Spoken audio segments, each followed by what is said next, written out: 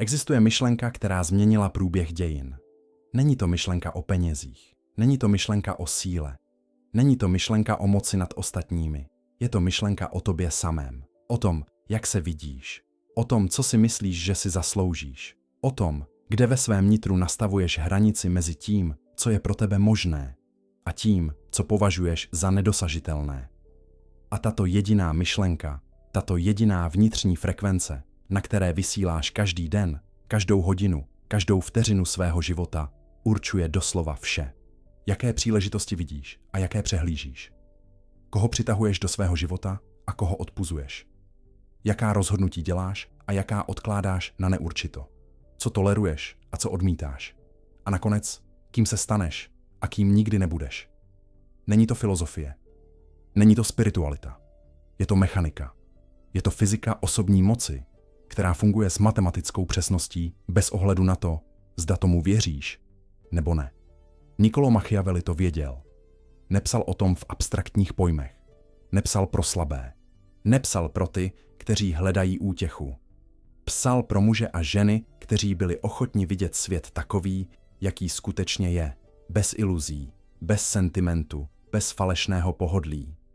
A co Machiavelli viděl nejjasněji ze všeho? Že největší bitva, která kdy bude svedena, se neodehrává na bojišti. Neodehrává se v zasedacích místnostech ani na politických scénách. Odehrává se uvnitř každého člověka. V tichém prostoru mezi tím, kým jsi, a tím, kým by ses mohl stát. Dnes vstoupíme do toho prostoru společně. Dnes tě nepřijdu motivovat. Motivace je dočasná. Je to pocit, který přijde a odejde jako počasí. To, co dnes buduješ, není pocit. Je to struktura. Je to nový způsob myšlení, který se stane novým způsobem bytí, který se stane novým způsobem existence ve světě. A když se to stane, když se tento posun skutečně zakoření v nejhlubší vrstvě toho, jak o sobě přemýšlíš, svět se přeuspořádá. Ne metaforicky, ne poeticky, strukturálně. Pojďme začít. Většina lidí prochází celým životem v kleci, o jejíž existenci neví. Není to klec z kovu. Není to klec, kterou by někdo postavil zvenku a zamknul.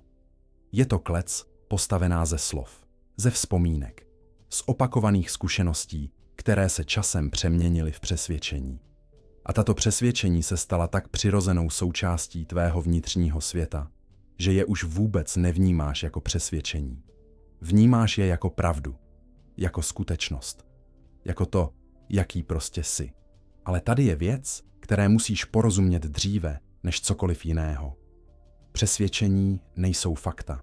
Přesvědčení jsou hypotézy, které si přijal za pravdivé, protože si je slyšel dost často nebo v dostatečně citlivém okamžiku svého života od dostatečně důvěryhodného zdroje. A jakmile přesvědčení přijmeš, stane se filtrem, skrze který vidíš veškerou realitu. Jestliže věříš, že úspěch je pro jiné lidi, automaticky interpretujete každý důkaz svého úspěchu jako výjimku a každý neúspěch jako potvrzení. Jestliže věříš, že si nezasloužíš plný respekt, automaticky přijímáš méně, než si zasloužíš a nazýváš to skromností. Jestliže věříš, že čekání je moudrost, automaticky odkládáš kroky, které by mohly změnit tvůj život a nazýváš to opatrností. Machiavelli byl v tomto ohledu nemilosrdně jasný. Napsal, že lidé obecně soudí více podle toho, co vidí, než podle toho, co zkoumají. A to platí zejména pro způsob, jakým vidíme sami sebe. Nevidíme se takový, jací jsme. Vidíme se skrze vrstvení let přijatých přesvědčení, zděděných omezení a pohodlných lží, které si říkáme, abychom se vyhnuli nepohodlí skutečné sebeúcty. A výsledek? Život, který se cítí jako half-life, jako existence na půl plynu, jako trvalý pocit, že se pohybuješ, ale nikdy nedorazíš tam, kde by si spřál být. Ta klec se nevolá lenost, nevolá se nedostatek talentu, nevolá se smůla, jmenuje se sebepojetí. A sebepojetí lze změnit. Sebepojetí je souhrnný obraz, který máš o sobě samém.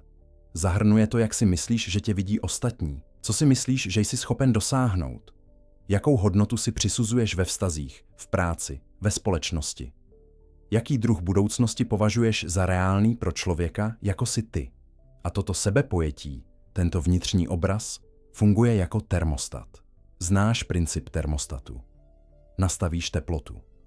Termostat tuto teplotu udržuje. Pokud se místnost ochladí příliš, zapne topení. Pokud se příliš zahřeje, zapne klimatizaci. Vždy se vrátí k nastavené hodnotě. Tvoje sebepojetí funguje přesně stejně. Máš nastavenou hodnotu pro to, kolik peněz si dovolíš vydělat, než sabotáž nastoupí. Máš nastavenou hodnotu pro kvalitu vztahů, které toleruješ. Máš nastavenou hodnotu pro úroveň respektu, který přijímáš od ostatních. A bez ohledu na to, co se děje zvenku, bez ohledu na příležitosti, které přicházejí, nebo na lidi, kteří tě povzbuzují, vnitřní termostat tě vždy přitáhne zpět k nastavené hodnotě.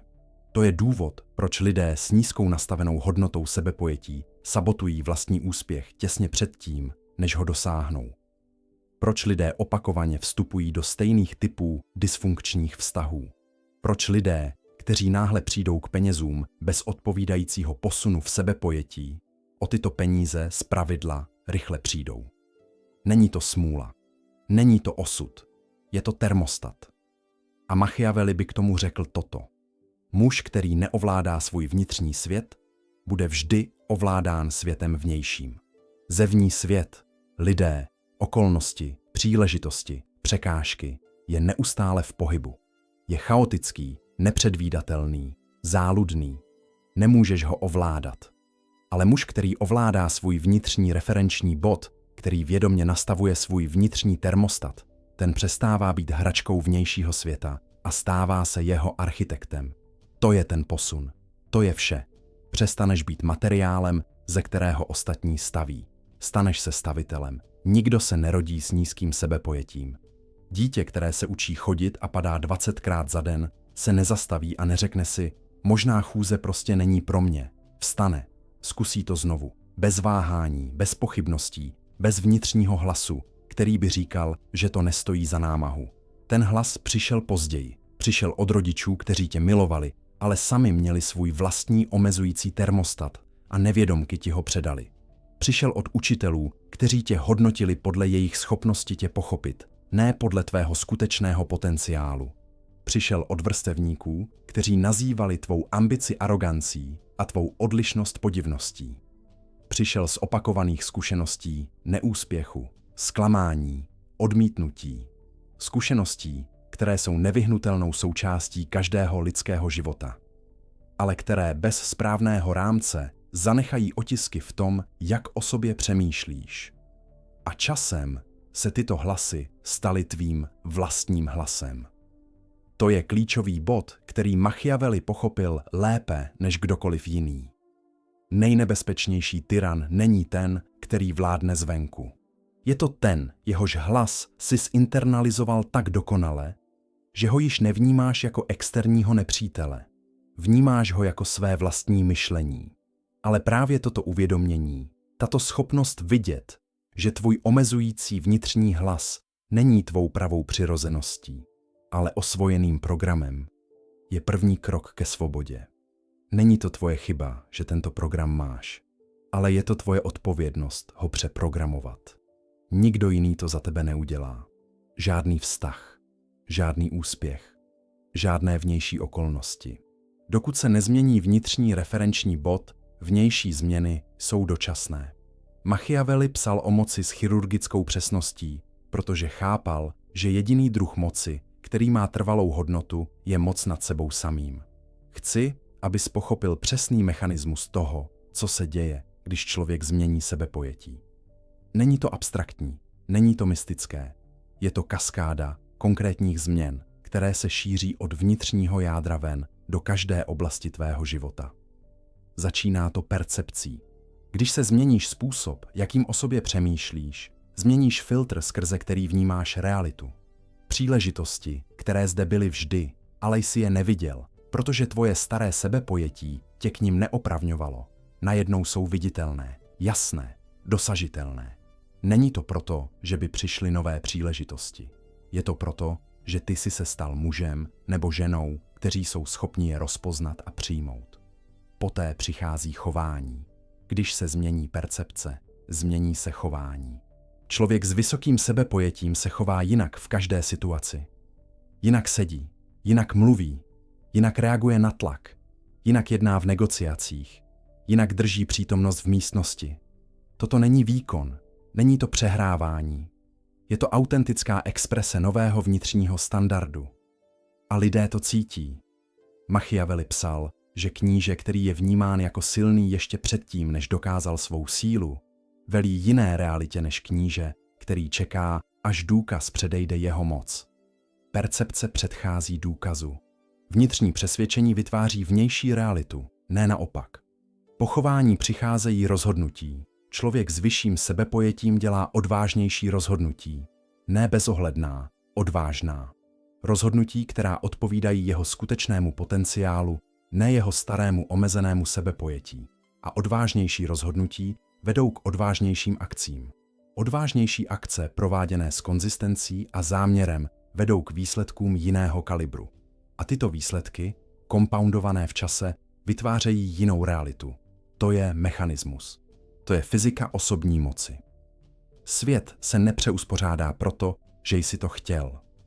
Přeuspořádá se proto, že jsi se stal mužem nebo ženou, kteří operují z jiného vnitřního referenčního bodu. A svět, navzdory vší své zdánlivé chaotičnosti, je hluboce citlivý na vnitřní standard lidí, kteří jim procházejí s přesvědčením.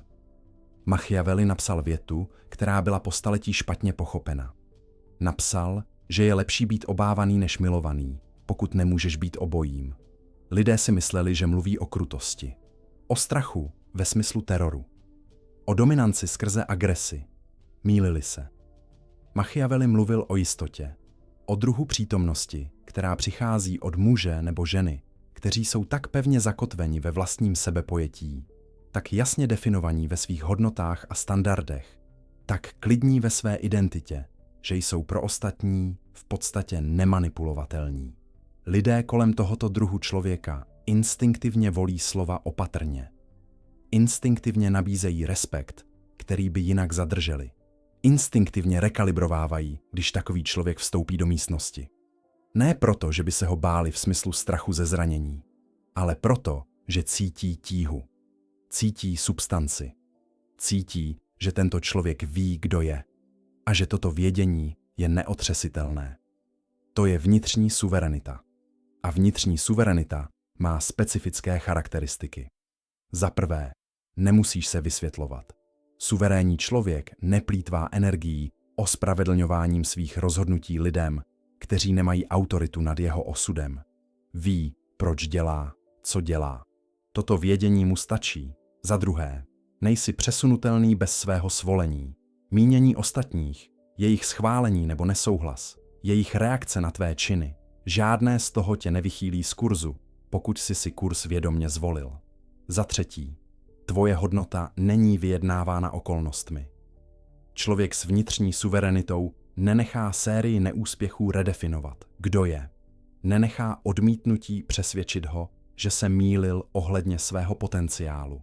Nenechá ticho ostatních interpretovat jako potvrzení svých pochybností. Machiavelli by to popsal takto. Kníže, který ví svou cenu, nepotřebuje, aby mu ji ostatní potvrzovali. A tento princip, tato hluboká nezávislost na vnějším potvrzení, je možná nejrevolučnější psychologická změna, které je člověk schopen. Protože celý systém, ve kterém žijeme, je postaven na tom, že budeme hledat validaci zvenku. Od rodičů, od učitelů, od zaměstnavatelů, od sociálních sítí, od lidí v našem okolí. A systém, který potřebuje tvou závislost na vnější validaci, ztrácí nad tebou veškerou moc ve chvíli, kdy tuto závislost opustíš. Existuje praxe, o které se v kontextu sebepojetí a osobní moci mluví příliš málo. Je to ticho. Ne jako absence zvuku, jako vědomá volba nepotřebovat být slyšen. Machiavelli pozoroval, že největší hráči, ti, kteří skutečně pohybují světem, kteří budují impéria, kteří mění průběh událostí, se nesebepropagují, nepublikují své plány, neoznamují své záměry, nestěžují si na překážky, nezdílí svůj boj s každým, kdo je ochoten naslouchat. Pohybují se v tichu, jednají. a výsledky promlouvají dříve, než promluví oni. A proč? Protože ticho je forma síly. Nejprve, ticho šetří energii. Každá chvíle, kdy mluvíš o tom, co plánuješ udělat, místo toho, abys to dělal, spotřebovává energii a pozornost, která mohla být použita k samotné akci. Za druhé, ticho vytváří mystiku. Člověk, který je plně znám, je plně předvídatelný. Člověk, který je plně předvídatelný, může být plně řízen. Ale člověk, který odhaluje sebe selektivně, který mluví se záměrem, ne z impulzu, drží psychologickou výhodu, kterou žádný titul ani peníze nekoupí. Za třetí, ticho je test sebepojetí. Člověk, který potřebuje neustále mluvit o sobě, o svých plánech, o svých bojích, o své velikosti, tento člověk stále hledá validaci zvenku. Stále potřebuje, aby ostatní potvrdili jeho hodnotu. Člověk, jehož sebepojetí je stabilní, nevybuchuje pod tlakem potřeby být pochopen. Sedí klidně. Jedná klidně. Ví, kdo je. A toto vědění nepotřebuje publikum. Začni si cvičit selektivní ticho. Před svým dalším krokem, před svým dalším projektem, před svým dalším snem. Přestaň o něm mluvit. Jednoduše ho žij. Jednoduše ho buduj. A nech výsledky přijít jako první posel. Svět nereaguje na tvé sliby. Reaguje na tvou přítomnost a tvé výsledky. Dovolte mi říct ti něco, co si pravděpodobně nechceš slyšet. Největší překážka mezi tebou a životem, který si přeješ, není vnější. Není to ekonomika. Není to konkurence. Nejsou to lidé, kteří ti nepřejí. Ani systémy, které nejsou nastaveny ve tvůj prospěch. Nejsou to okolnosti, které jsi zdědil. Ani čas, který byl ztracen. Největší překážka jsi ty sám. Konkrétněji je to verze tebe, která se naučila být malá. Tato verze je sofistikovaná. Nepřichází na tebe agresivně. Neříká, vzdej to, nestojí to za to, nejsi dost dobrý. Přichází tiše, rozumně a v hlase, který zní znepokojivě jako tvůj vlastní. Říká, ještě nejsi připraven. Říká, počkej na správný okamžik. Říká, nejprve udělej ještě tohle a pak začneš. Říká, co si o tobě budou myslet ostatní. Říká, co když to nevyjde. Machiavelli identifikoval tento fenomén s chirurgickou přesností. Napsal, že největší ztráty v aréně moci nejsou způsobeny vnějšími nepřáteli. Jsou způsobeny tím, že se člověk stane vlastní opozicí. Že jeho vnitřní odpor je silnější než jeho vnější touha. A tento vnitřní odpor je přímým produktem nízkého nebo poškozeného sebepojetí. Protože sebepojetí neříká jen, kdo si myslíš, že jsi. Říká také, co si myslíš, že si zasloužíš. A co si myslíš, že si nezasloužíš. Toho se vědomně nebo nevědomně vyvarováváš. Abys porazil tohoto nepřítele, musíš nejprve přestat se s ním smlouvat. Nepotřebuješ ho postupně přesvědčovat. Nepotřebuješ ho léčit tichou terapií nebo pomalým přesvědčováním. Musíš ho identifikovat s naprostou jasností, vidět přesně, co tě stál, kolik příležitostí, kolik vztahů, kolik verzí sebe, kterými jsi mohl být. A pak musíš učinit rozhodnutí, které je nevratné. Rozhodnutí, že tato verze tebe, ta malá, bojácná, omezující verze, již nemá místo u stolu tvé mysli. Není to krutost vůči sobě. Je to respekt vůči tomu, čím skutečně jsi a čím jsi vždy byl. Chci, abys pochopil rozdíl mezi cílem a standardem, protože tento rozdíl je jedním z nejdůležitějších, jaký kdy uděláš. Cíl je něco, k čemu se snažíš dostat. Standard je něco, pod co odmítáš klesnout. Cíl existuje v budoucnosti. Vždy je trochu mimo dosah. Vždy závisí na tom, zda se okolnosti seřadí ve tvůj prospěch. A protože cíl je vzdálený, je snadné ho odložit, revidovat nebo se s ním vyrovnat, pokud ho nedosáhneš. Standard existuje nyní.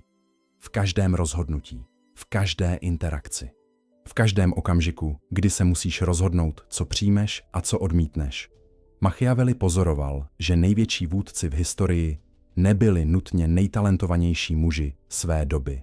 Byli to muži, kteří drželi nejvyšší standardy pro sebe a pak vytvořili prostředí, aliance a systémy, které tyto standardy neúprosně prosazovaly. Talent bez disciplíny je potenciál, který nikdy nedozraje. Inteligence bez směru je energie, která se rozptýlí. Ambice bez standardu je oheň, který spálí vše, včetně muže, který ho zapálil. Jak vypadá standard v praxi? Znamená, že jsi pro sebe nejtěžší člověk, kterého je nutno uspokojit. Že úroveň odpovědnosti, kterou na sebe uplatňuješ, nepotřebuje být vynucována zvenku, protože ji vynucuješ sám a bez slitování. Znamená, že průměrnost není fáze, kterou procházíš. Je to identita, kterou odmítáš tak kompletně, že se pro tebe přestane jevit jako možnost. Znamená, že tvůj den, tvé vztahy, tvá rozhodnutí a tvé prostředí budují muže nebo ženu, kteří se stáváš, ne toho, kým jsi byl. Znamená, že toto děláš konzistentně, tiše, bez potlesku, bez publika a bez potřeby, aby kdokoliv uznal váhu toho, co nesete, nebo disciplínu, která je k tomu nutná. A tady je ta poslední a nejsilnější pravda o Machiavelliho standardu. Svět to nakonec odrazí zpět k tobě. Ne okamžitě.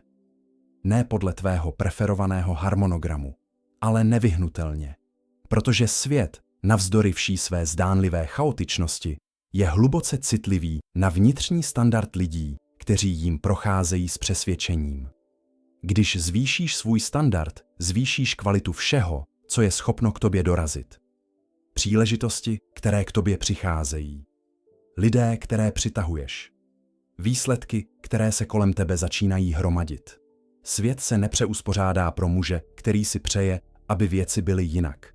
Přeuspořádá se, pomalu a pak najednou, pro muže, který rozhodl na úrovni identity, na úrovni standardu, na úrovni nevyjednávatelného vnitřního zákona, přesně kdo je a co přijme od života. Teorie je silná, ale bez aplikace je pouhá zábava. Pojďme se bavit o tom, co konkrétně děláš. Začínaje dnes, abys přeuspořádal svůj vnitřní referenční bod a tím přeuspořádal vnější realitu. Praxe první.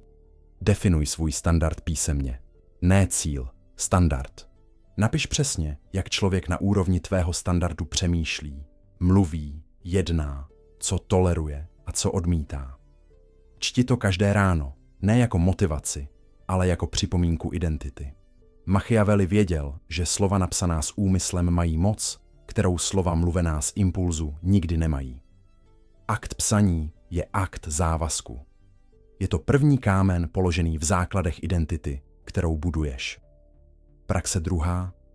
Identifikuj svůj limitující vnitřní hlas a pojmenuj ho. Dej mu jméno.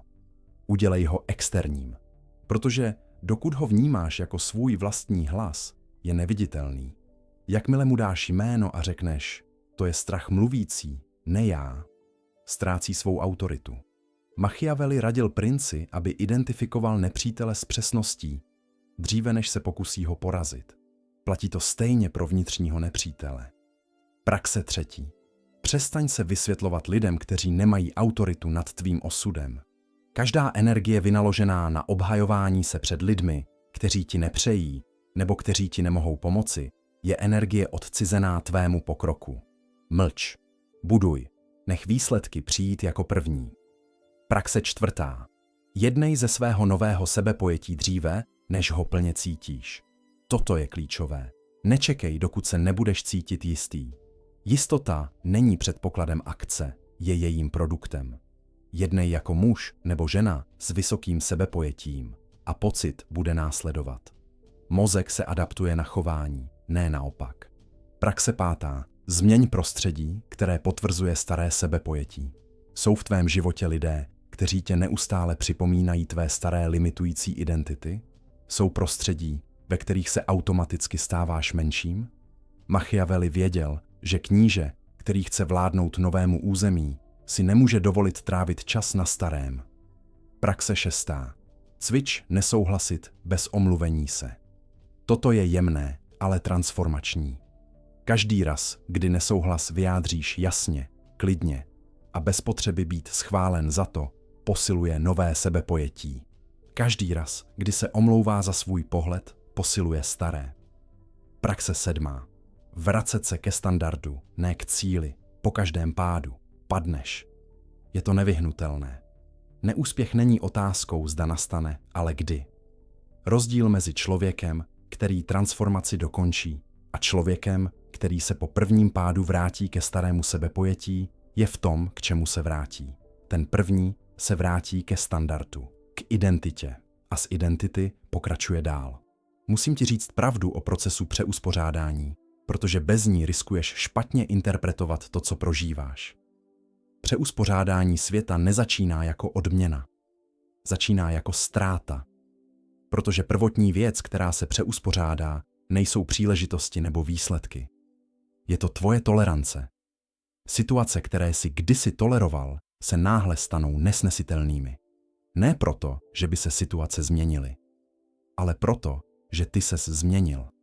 Tvoje identita přerostla prostor, ve kterém žila. Vztahy, ve kterých jsi byl menší verzí sebe, začnou produkovat tření, které tam dříve nebylo.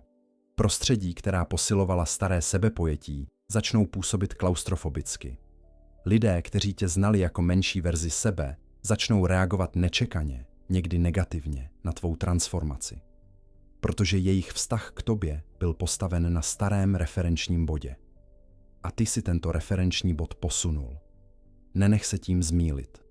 Toto není selhání. Toto není znamení, že se smýlil. Machiavelli by to popsal takto. Had nepláče za kůží, kterou svlékl. Jde vpřed, nový, nezatížený, do teritoria, ke kterému dříve neměl přístup. Ty procházíš tímto procesem. Svlékání není konec. Je to začátek verze tebe, se kterou se svět teprve musí seznámit. A pak, pomalu, a pak najednou, přijdou příznaky skutečného přeuspořádání. Příležitosti, které sem byly vždy, ale jsi je neviděl, najednou jsou jasně viditelné. Lidé, kteří patří do tvé příští kapitoly, začínají přicházet, zatímco ti z minulé kapitoly přirozeně odcházejí. Dveře, které se zdály permanentně zavřenými, se ukážou jako dveře, které čekaly jen na klepání od muže nebo ženy, kteří věří, že mají právo vstoupit. Toto není magie. Toto není vesmír, který se romanticky spikl v tvůj prospěch.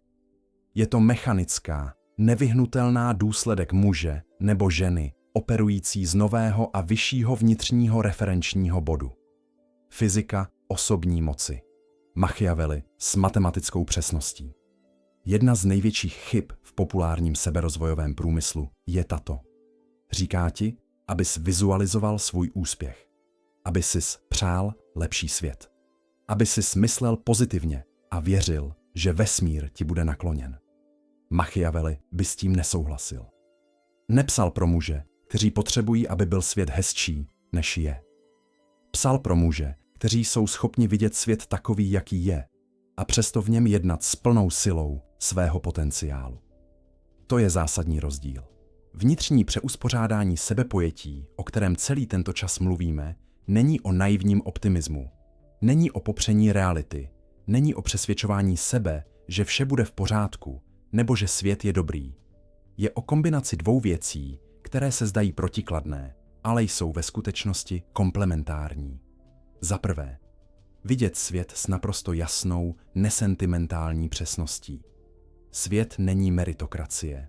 Talentoví lidé jsou přehlíženi. Pracovití lidé jsou využíváni. Spravedlnost přichází pozdě nebo nepřichází vůbec. Za druhé, vidět sebe s naprostou jasností ohledně tvého potenciálu a hodnoty a jednat z tohoto pohledu bez ohledu na to, co svět právě dělá. Kombinace těchto dvou. Realismus ohledně světa a neotřesitelná sebeúcta ohledně sebe. To je to, co Machiavelli nazýval virtu. Schopnost jednat s plnou silou v každých podmínkách. Muž nebo žena, kteří vidí svět jasně a přitom o sobě nepochybují. Ten člověk je skutečně nebezpečný. Ne pro ostatní, pro vlastní omezení. Protože neexistuje žádná výmluva, která by obstála. Svět je těžký, vím to, přesto jdu. Systém je nespravedlivý, vím to, přesto buduji. Lidé selžou, vím to, přesto si vybírám moudře a jdu dál. Toto je Machiavelliho dědictví v nejčistší podobě. Žádná iluze, žádný sentiment, žádná výmluva, jen akce, záměr, a neotřesitelné sebepojetí. Dospěli jsme nakonec. A přece, pokud si skutečně naslouchal, pokud si nechal každou část tohoto rozhovoru usadit se tam, kam byla mířena, nejde o konec. Jde o začátek. Přišel jsi sem jako jeden člověk. Odcházíš, pokud jsi byl přítomen každým slovem, jako něco ostřejšího. Jako něco klidnějšího. Jako někdo, s kým bude muset svět počítat za zcela nových podmínek. Machiavelli nepsal pro masy. Psal pro připravené. Pro muže a ženy, kteří dokázali přijmout studenou pravdu dodanou bez sentimentu, bez omezení, bez falešného pohodlí. Tím člověkem si ty, tím si vždy byl. Jediná věc, která kdy stála mezi tebou a tvou plnou mocí, byl způsob, jakým sis vybral přemýšlet o sobě. A nyní se tato volba změnila. Přemýšlení se změnilo. A jak jsme s chladnou a neotřesitelnou jistotou zjistili, když se změní přemýšlení, svět se přeuspořádá podle toho. Nyní jdi, pohybuj se v tichu, buduj bez oznamování, povstávej bez povolení a staň se tak nepopiratelně, tak kompletně, tak silně sebou samým, že svět nebude mít absolutně jinou volbu, než ti udělat místo. Protože přemýšlíš jinak nyní a svět to pocítí.